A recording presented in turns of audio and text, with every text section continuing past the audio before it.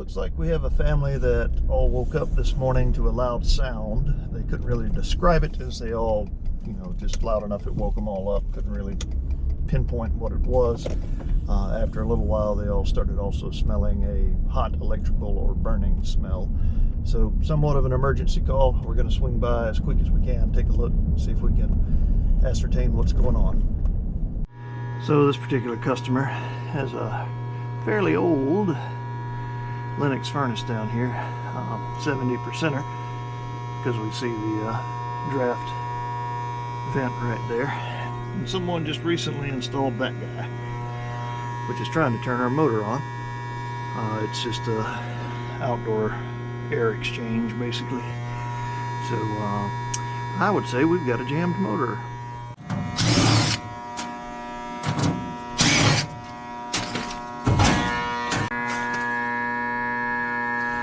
We'll kill the power to this guy. Yeah, I can't kind of get it to spin with the power off, but it is hanging. Oh yeah, let's see, take your camera here. The burning smell they smelled, you can actually see the burned start windings in there. Well, that could be run windings, either way, but we'll get them a new motor and go from there.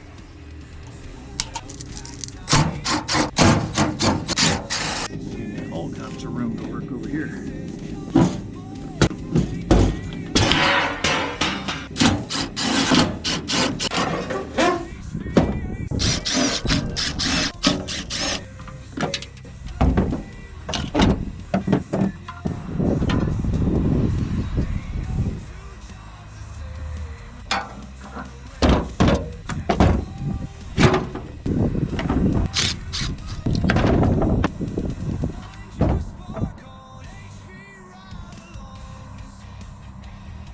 It's a 1/3 1075 or 1050 rather motor, 3-speed.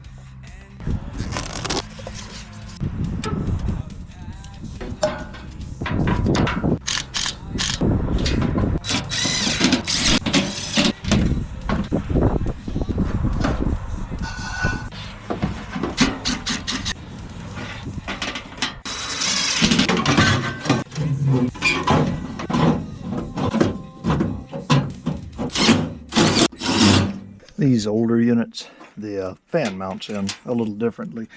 You have your little tray down here with your little legs that bolt on at each side. And then we have our extremely well-fitting gasket that goes into the little socket, receptacle, whatever you want to call it. So basically you just lay it on your tray, slide the whole thing forward until you get lined up where you're supposed to be. Again, we know that white is neutral. We can confirm this on the documentation if we would like. So our neutrals go together. Our blue is medium-low speed or medium-high.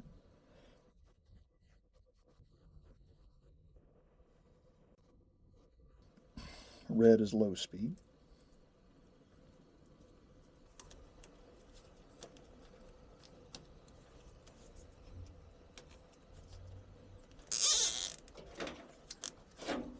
Should be counterclockwise from lead end, so rotating that way, which is the direction of our cups and also the direction of our exit for our blower housing. It even says rotation that way, so that was nice of them.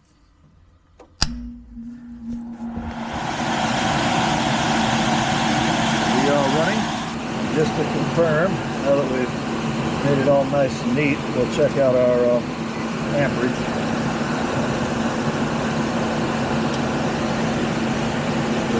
Pulling 5.6 amps with the door off. It's always going to amp a little higher with the door off, just because now we've got free access. It's not being restricted as far as any air going into that blower.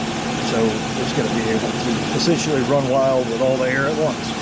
Once you actually have a cover on it, just having to pull through the ducting itself, the amperage will drop. But, we'll put the doors back on and call this one done.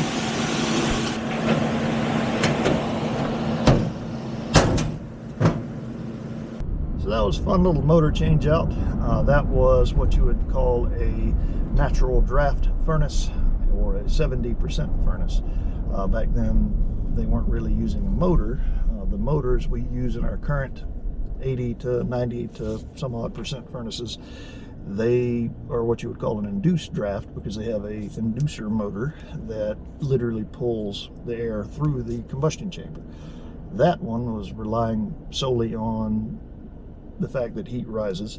So your burners ignite in the bottom, heat goes up, combustion products going up, go out, go up that flue. We had that nice little opening to help pull air through to cause a natural draft. The good side to that is you don't really require any mechanical anything to do it. The downside to that is it does essentially mean 30% of the fuel cost you have is going right up the flue to heat the flue enough to cause that natural draft. So not the most efficient thing. As you saw, the motor mounting was a little bit different than more modern furnaces. Not really in a bad way, they're not that difficult to deal with, just a little different. That particular motor, we saw how it burned up, the windings on the inside, whether the start or the run windings. You can imagine your run winding is a electromagnet wound, so it's a bunch of little wires, or a string of wire essentially wound. Your run windings are the same, so one or the other went, and when it did, it just become a big electromagnet. That's what we heard humming down there. Not able to spin one direction versus the other. It was essentially a locked rotor is what they call it. The other side of it, those bearings felt very stiff and rough to turn even after power was cut from the unit. So got the motor replaced. It did fizzle. When it did, they smelled it. They heard the thunk, whether that was the bearings going out or the rotor locking. Woke them up. But the other issue was they had just put that little ventilator system in. The idea with that is it's essentially exchanging inside to outside air to get a little more air changes to freshen up the house. It had some filters and such in it, but it also has little motors in it. So it was constantly pushing air through the ventilation system past that motor after it had burned, so they smelled it everywhere afterwards. So we got them taken care of, and we'll mosey on to the next one and see what we can get into.